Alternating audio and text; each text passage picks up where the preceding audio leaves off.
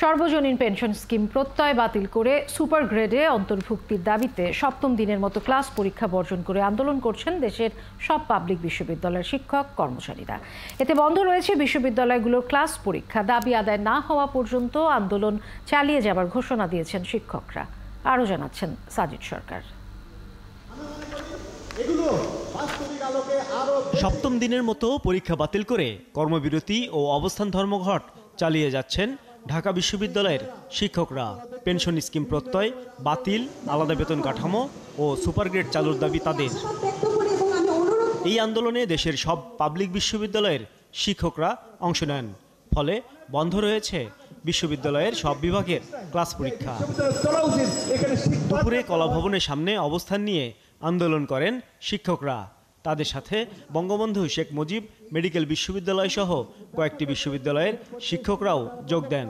অনেকের বর্তমান বেতনও প্রয়োজন নাই, কিন্তু শিক্ষক সমাজের বেতনও প্রয়োজন আছে। ভবিষ্যৎ তাদের বংশধরদের জীবনযাপন করার জন্য তাদের তহবিলেরও প্রয়োজন আছে। আপনি বলেন স্যার, কামরাঙ্গীর চরে থাকবে? কামরাঙ্গীর চরে থাকতে পারবে না, বিয়েই করতে পারবে না। তারা ধ্বংস করে দিতে চায় সম্পূর্ণ শিক্ষা ব্যবস্থাকে। শিক্ষক নেতারা বলছেন, উদ্দেশ্য প্রণোদিতভাবে একটি গোষ্ঠী সরকারকে বিপদে ফেলার চেষ্টা করছে। আন্দোলনের পেছনে নিজেদের দাবি আদায় করা ছাড়া ভিন্ন কোনো রাজনীতি নেই বলেও জানান তারা।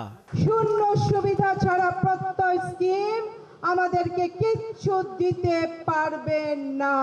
মাননীয় প্রধানমন্ত্রী 4টি স্কিম দিয়েছেন, প্রত্যয় স্কিমও দিয়েছেন, কিন্তু আমরা বিশ্ববিদ্যালয় শিক্ষকরা ওই প্রত্যয় স্কিম থেকে আমরা বের হতে চাই। প্রত্যয় স্কিম বিশ্ববিদ্যালয়ের শিক্ষকরা আমাদের পক্ষ থেকে আমাদের দাবি আমরা সেটা প্রত্যাখ্যান করেছি।